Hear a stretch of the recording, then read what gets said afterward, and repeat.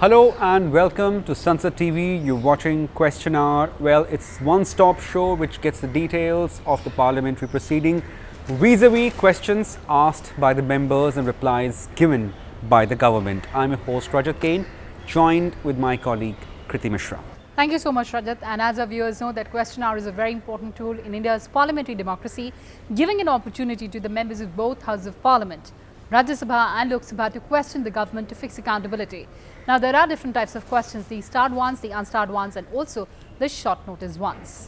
Well, our show, Question Hour, focuses on the unstarred questions where replies are given in a written form. But how these replies are given and how these questions land up on the minister's table. Here is a small presentation. A member submits his or her questions at least 15 days before the office of Rajya Sabha chairman. The Rajya Sabha Secretariat chooses the questions to be answered through a draw of ballots. Separate ballots are held for starred and unstarred questions. The questions are scrutinized for admissibility under the current rules and precedents. Questions are disallowed if they are not in order. Advance copies of chosen questions are sent to ministry or departments concerned. The ministry concerns collect information to prepare the reply.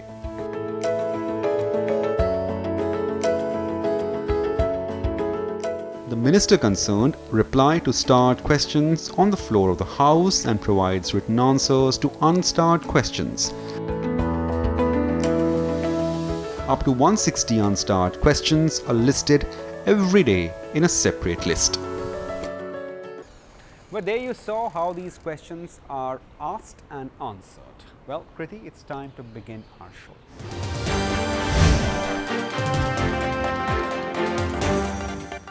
Well, the first question of this edition of the show that was asked by member Brijlal from Ministry of Skill Development and Entrepreneurship. The member asked about provisions to provide any type of training to help people in establishing business, marketing and sales as part of setting up new business after obtaining technical training under Pradhan Mantri Kaushal Vikas Yojana. While the government has been asking people to become job givers instead of job seekers and has taken several steps to promote entrepreneurship in the country, and this response has been given by Skill Development and Entrepreneurship Minister Mahendra Nath Pandey. He goes on to say that under Pradhan Mantri Kaushal Vikas Yojana 2016-20, training is being imparted through short-term training courses and recognition of prior learning in around 1800 National Skills Qualifications Framework aligned job roles, including marketing and sales across 37 sectors in the country. In order to inculcate entrepreneurship skills in the candidates for establishing business, scheme has mandatory provision for training under 155 hours English, employability and entrepreneurship module apart from core curriculum of the course. Further, training providers provide support to the candidates for entrepreneurship development through facilitating bank linkages along with providing guidance and mentoring support. As on 19th of January 2021, around 2.77 lakh candidates have been self-employed across the country. Based on the learning from implementation of Pradhan Mantri Kaushal Vikas Yojana 1.0 and 2.0, Ministry has launched Pradhan Mantri Kaushal Vikas Yojana 3.0 on 15th of January 2021 with demand-driven and bottom-up approach. Under this scheme, informed choice aspirations of the candidates have been given primacy, which aims to support the self-employment as well. The scheme also supports the vision of Atmanirbhar Bharat by promoting candidates to opt for local skills with local jobs. And joining us on the Question Hour show is Rajya Sabha MP, Mr. Brijlal. Sir, welcome and thank you so much for joining us. So, during the ongoing 253rd session of Rajya Sabha, you'd asked the Skill Development and Entrepreneurship Minister about the initiatives taken by the ministry to promote entrepreneurship or to start business. Well, the government has given a detailed response. What is your take? Actually ये सरकार की बहुत बड़ी योजना है और देश में तमाम बेरोज़गार बढ़े हैं और उसमें तमाम शिक्षित बेरोज़गार हैं। दिक्कत ये हुई खासकर उत्तर भारत के बारे में आसानी से कह सकता हूँ, उत्तर प्रदेश का रहने वाला हूँ। यहाँ का युवा जो पढ़ता लिखता है तो उसका टारगेट होता, कुछ तो बड़े ब्रिलियंट हो गए तो इंजीनियरिंग चले गए, मेडिकल चले गए, और बाकी जो सोचता है इंटरमीडिएट और बीए एमए कर लें तो या तो हम सिपाही हो जाएं या बाबू हो जाएं, उसका केवल माइंडसेट है सरकारी नौकरी। अब सरकारी नौकरियां उतनी है नहीं।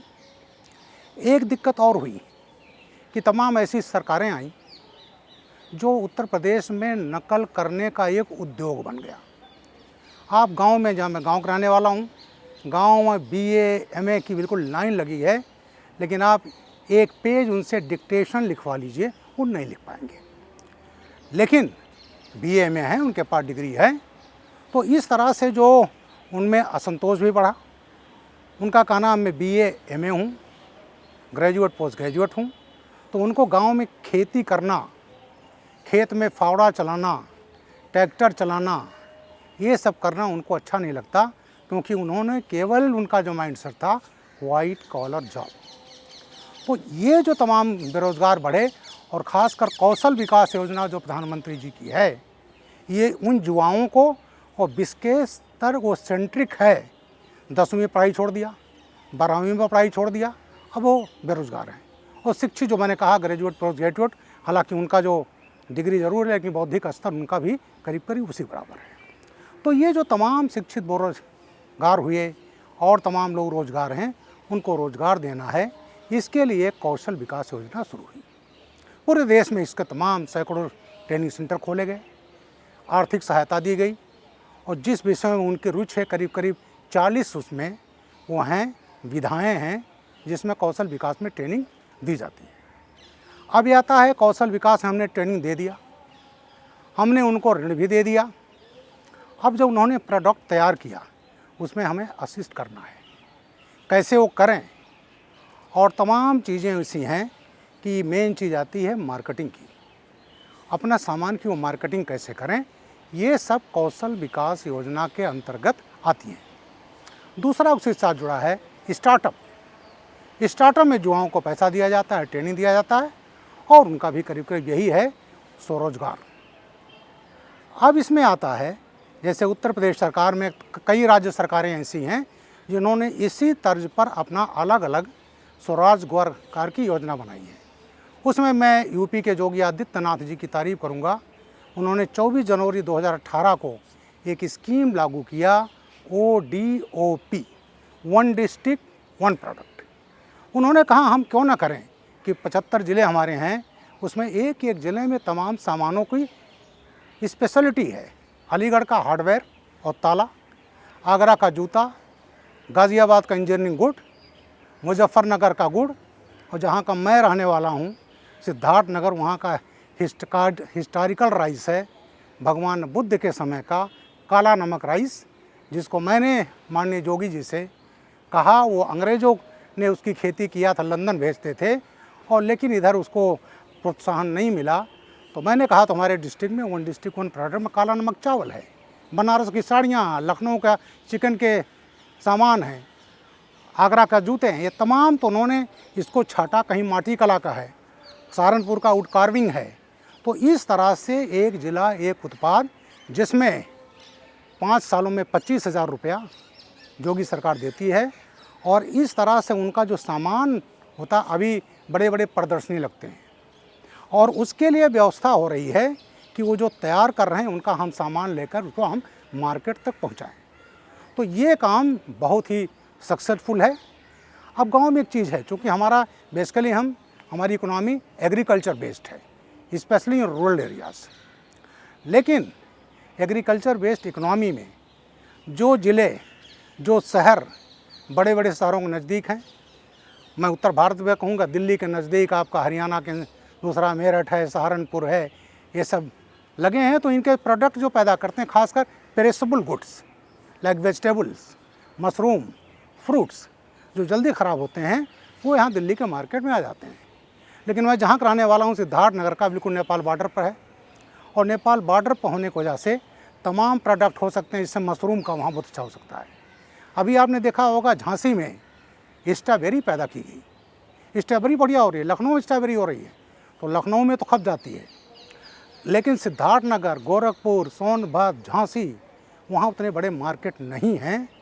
और उसके तहत मैं भारत सरकार नरेंद्र मोदी जी की कहूँगा, इस चीज़ को उन्होंने समझा, और इसी बजट में एक व्यवस्था की गई है किसान रेल। किसान रेल ये पब्लिक प्राइवेट पार्टनरशिप के अंतर्गत है और ये कोल्ड चेन बनाएगा। ये ट्रेन चलेगी और किसानों का जो उत्पाद है, सिद्धार्थनगर है, रेल लाइन है, लोग लाए और ट्रेन में अपना लोड किया, वहीं से एजेंसीज हैं और सीधे वो मार्केट में दिल्ली पहुंच जाएगा, बॉम्बे पहुंच जाएगा, बंगलौर पहुंच जाएगा, साउथ पहुंच जाएगा और यहाँ आकर के विदेश चला जाएगा। तो ये जो मार्केटिंग की व्यवस्था का सोचा गया है, उत्पाद तो हो जाएगा, क्षमता है, लेकिन वहाँ का किसान ये कहता हम इसको पैदा करेंगे तो हम बेचेंगे कहाँ, हमें उसका पैसा कहाँ मिल पाएगा। मैं जानता हूँ 5-6 साल पहले बाराबंकी का एसपी था, यहाँ आप देखते होंगे इसको 56 कद्दू कहते हैं, यहाँ आपकी भाषा में कहते हैं स्क्वैश, बहुत महंगा बिकता है। एक किसान ने स्क्वैश लगाया और पता चला 2 रुपया किलो, तो वो मार्केट में लाता तो उसका भाड़ा निकल नहीं पाता, तो उसने पूरा 5-6 साल पहले की बात है अपने खेत में उसको जोत दिया, जोत करके वो खाद बना दिया।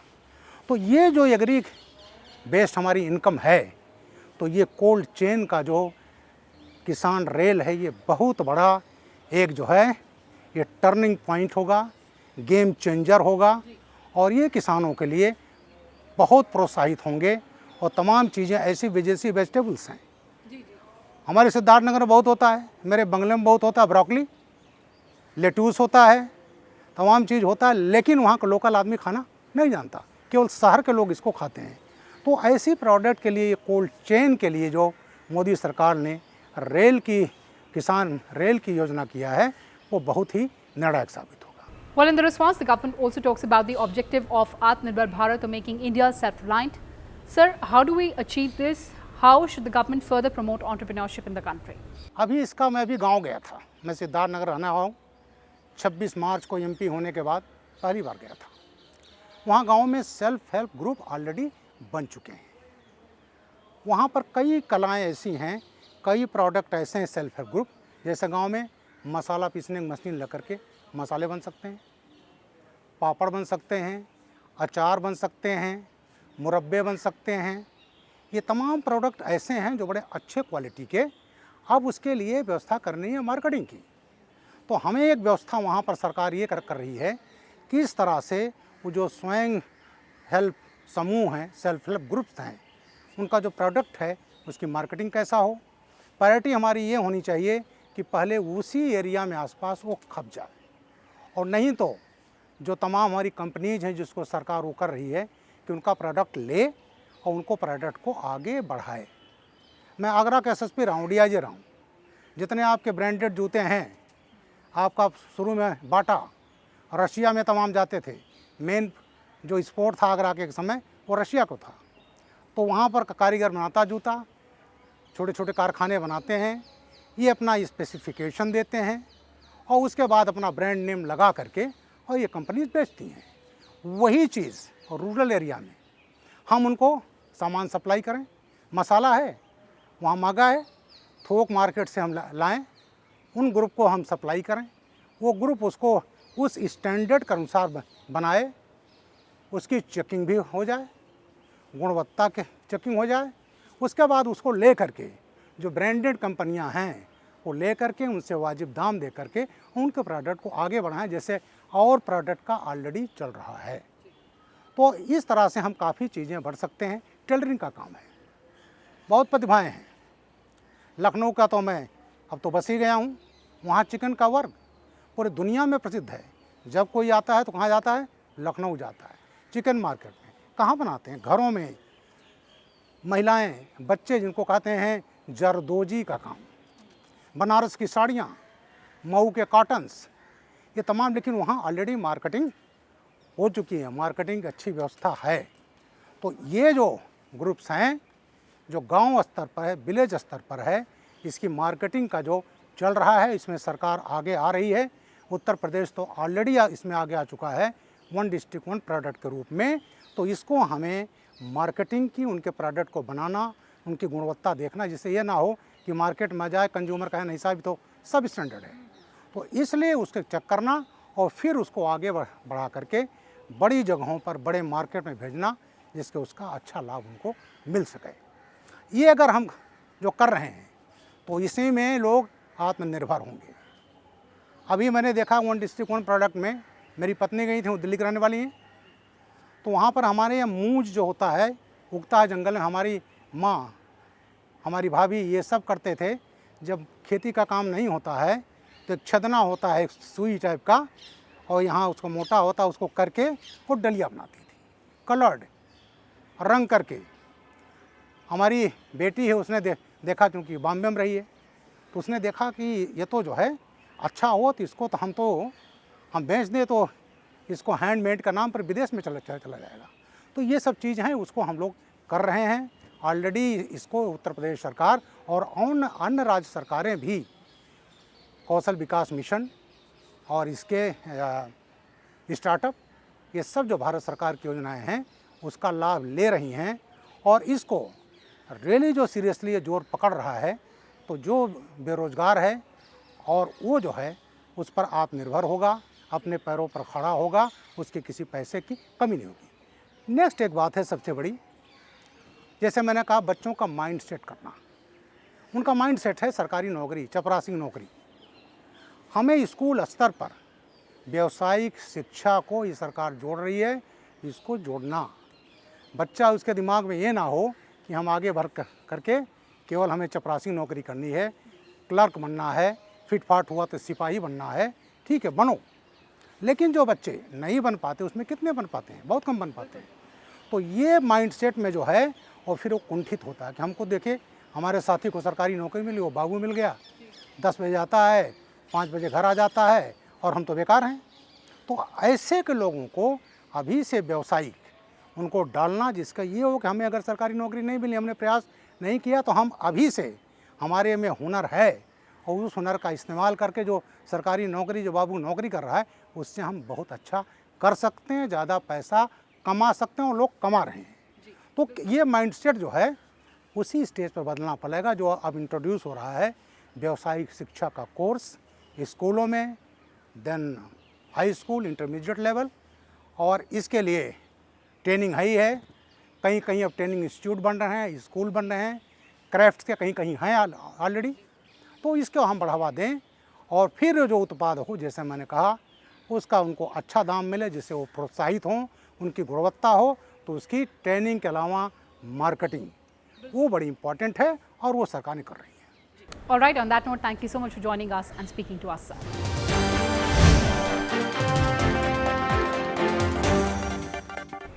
And now let's move on to the next question, and this one has been asked by member Anand Sharma, and this question is to the Ministry of Rural Development, and the member has inquired details about job cards issued under Manrega. Well, reply to this query was given by Minister of Rural Development Narendra Singh Tomar. In the reply, the ministry says a total number of 1.49 crore new job cards were issued to rural households during current financial year, that is 2020-21, up till 10th of January 2021. During the same period, 1,212.61 lakh persons demanded employment under Mahatma Gandhi National Rural Employment Guarantees Scheme. Under the scheme, wages paid on the basis of notified wage rate as per Section 6 of the Act.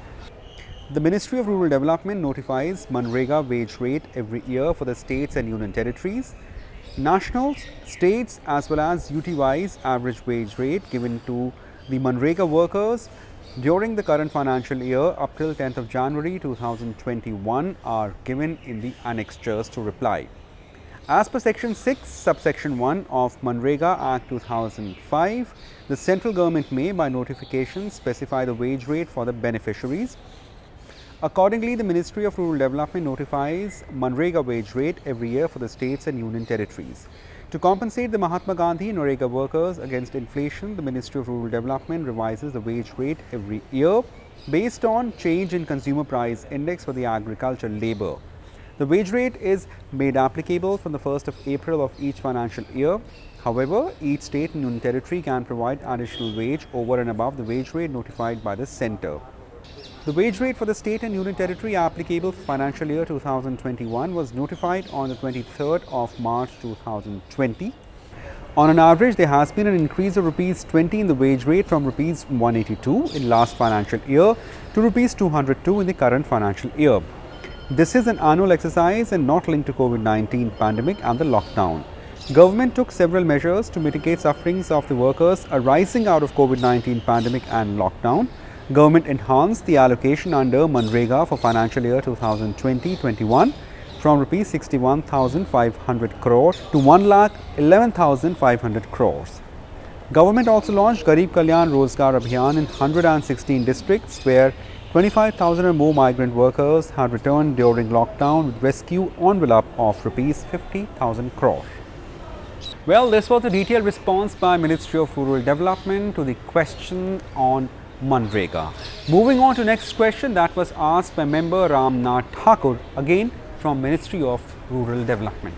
The member asked whether it's a fact that decision has been taken by the government to connect every village having population of 500 under Pradhan Mantri Gram Sadak Yojana. Well, Pradhan Mantri Gram Sadak Yojana was launched with the aim to provide rural connectivity in the country, and this response has been given by Rural Development Minister Narendra Singh Tomar. He goes on to say that the Pradhan Mantri Gram Sadak Yojana was launched with the objective to provide rural connectivity by way of a single all-weather road to all the eligible unconnected habitations of designated population size, which is 500 plus in plain areas and 250 plus in north-eastern states or Himalayan states and Himalayan Union territories, deserts and tribal areas as per 2001 census, in the core network for uplifting the socio-economic conditions of the rural population. As against 1,78,184 habitations of population size 250 plus and 500 plus identified for coverage under Pradhan Mantri Gram Sadak Yojana, 16,086 habitations have been provided connectivity by the states out of their own resources, and 4,676 habitations have either been dropped or have been found not feasible. Balance 1,57,422 habitations have been sanctioned for providing connectivity under Pradhan Mantri Gram Sadak Yojana, out of which 1,54,111 habitations have already been provided connectivity. All the remaining feasible habitations are targeted for providing connectivity by March 2022. As reported by the state government under Pradhan Mantri Gram Sadak Yojana 1, in Samastipur district of Bihar, a total of 675 numbers of roads measuring 1891.22 kilometers have been sanctioned in different years. Out of this, a total of 651 number of roads measuring constructed 1836.18 kilometers have been completed as on 28th of January 2021, and 24 number of road works remain to be completed. Out of this, 23 number of road works could not be completed within the time limit due to various reasons. Under Pradhan Mantri Gram Sadak Yojana 2, a total of 8 number of roads having length of 61.95 kilometers have been sanctioned. Out of the total sanctioned length, only 7.8 kilometers have been constructed as on 1st of February 2021. As per state's communication, non-performing contractors have been identified and agreement of such contractors have been terminated and process of forfeiture of required amount and blacklisting of registration has been done. So that was the detailed response given by the government on Pradhan Mantri Gram Sadak Yojana. Time to move on to the next question, and this one has been asked by member Anil Desai, and this question is to the Ministry of Railways. And the member has inquired about restriction on the movement of passengers using rail services. The reply to this query was given by Minister of Railways Piyush Goyal.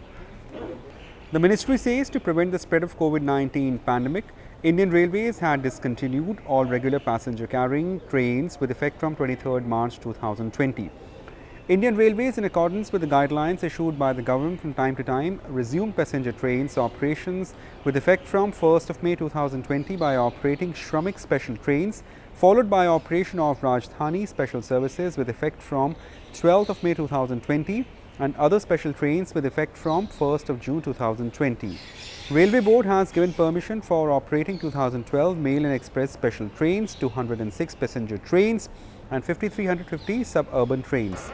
The number of services is being increased in the phased manner. Indian Railways is keeping a close watch on prevailing circumstances and situations, including concerns and suggestions of state governments, and is resuming train services in a phased manner. Well, moving on to next question that was asked by member CM Ramesh from Ministry of Commerce and Industry. The member asked details about the industry and industrial parks that have been functional across the states in the country. And there's a detailed response given by MOS Commerce and Industry, Som Prakash. He goes on to say that Industrial Park Scheme 2002 applicable for any undertaking which develops and operates or maintains and operates an industrial park for the period beginning 1st day of April 1997 and ending 31st day of March 2006 was notified by the Department for Promotion of Industry and Internal Trade on 1st April 2002. Data on industrial parks that have been established and functional in different states of the country during last 3 years is not centrally maintained. However, Department for Promotion of Industry and Internal Trade has built on centralized system of industrial park information, which is available at Industrial Information System, and the details are being updated by the concerned states at regular intervals.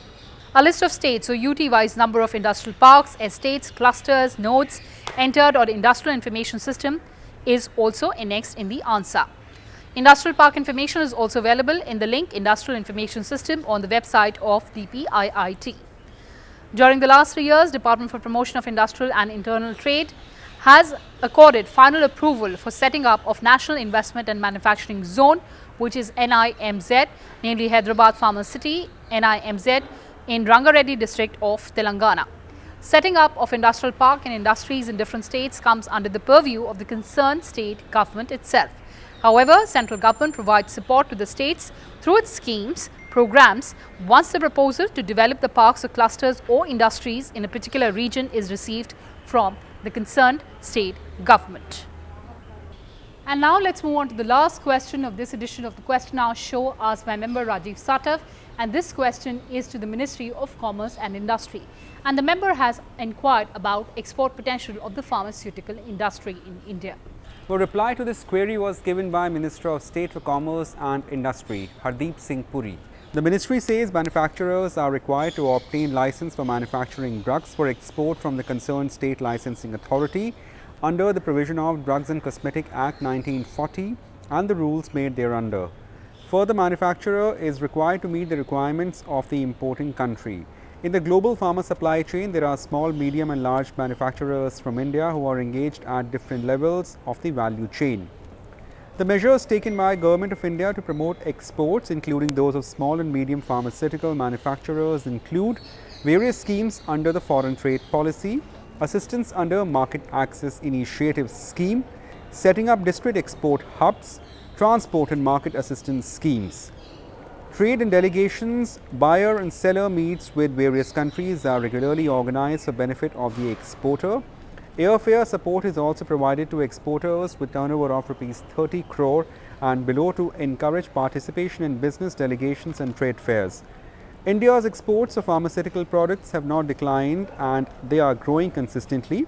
During the year 2019-20, India's exports of pharmaceuticals were US dollars 20.58 billion with a growth rate of 7.57% over the previous year.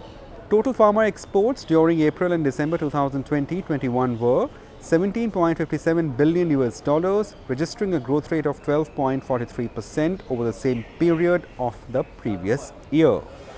So those were the important questions and answers that we could pack for our viewers in this edition of the Question Hour show. Thanks for watching and stay tuned. Thank you. Goodbye.